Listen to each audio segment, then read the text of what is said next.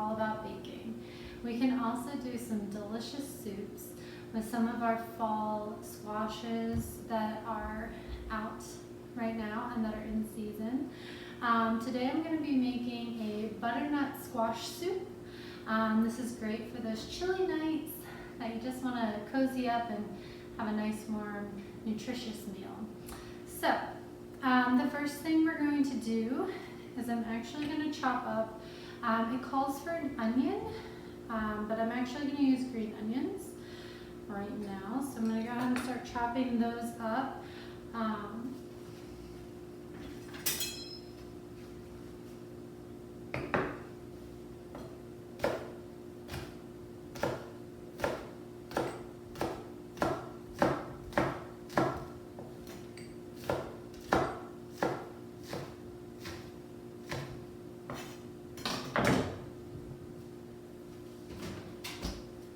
So my green onions all chopped up, and I also have already chopped up my garlic.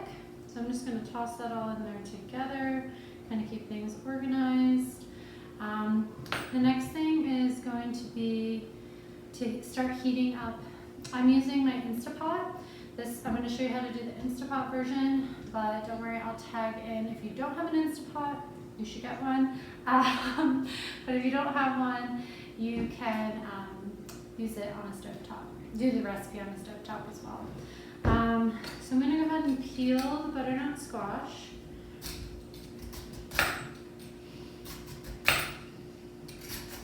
And I hear my oil starting to be heated up. And I'm just going to toss that around. And I'm going to throw in the garlic and onions, get that going. Alright, and once that's all peeled, we're going to chop it up and take the seeds out. I'm actually going to toast the seeds because I think it adds a little extra something on top once the soup's already done. So I'm just going to cut the butternut squash up into little cubes. Those look like they're cooked pretty well. I'm going to toss that in there. Alright, butternut squash is all in. You're going to have an apple that also gets added in. I'm using green apple. They have less sugar in them, so they're better for more of an advanced plant. I'm going to peel the apple. Okay, and then just chop it up.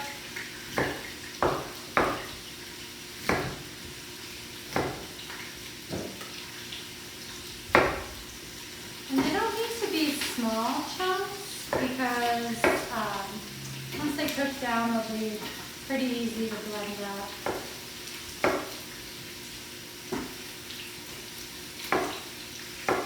Alright, so I got my apple in there. Stir everything together. Saving these seeds for later. Then some of my coconut milk still. Then you're going to take 3/4 cup of coconut milk. Go ahead and toss that in.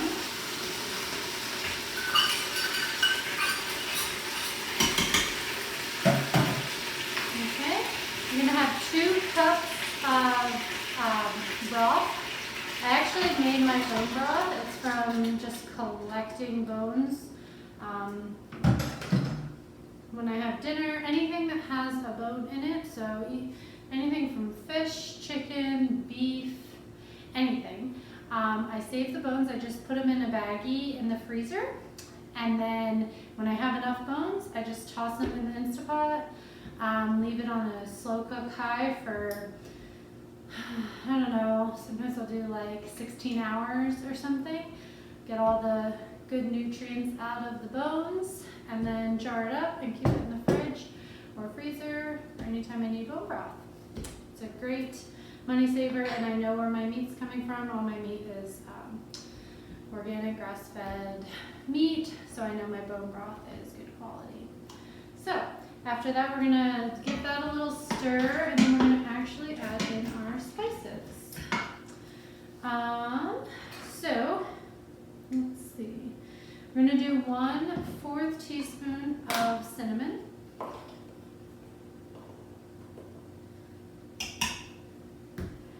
We are going to do 1/4 teaspoon of nutmeg.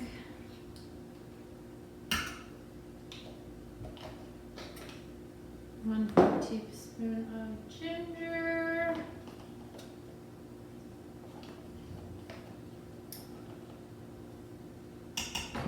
Okay, and then it's actually only calling for 1/8 teaspoon of cayenne pepper. I like mine a little spicy, so I'm gonna do 1/4 teaspoon of cayenne pepper as well. Okay, then I'm just gonna stir everything together, make sure the seasonings are all coated, stirred up. Okay, so once it's all stirred up, I'm gonna go ahead and switch it to the pressure cooker mode. So on pressure cooker, do it for 10 minutes, and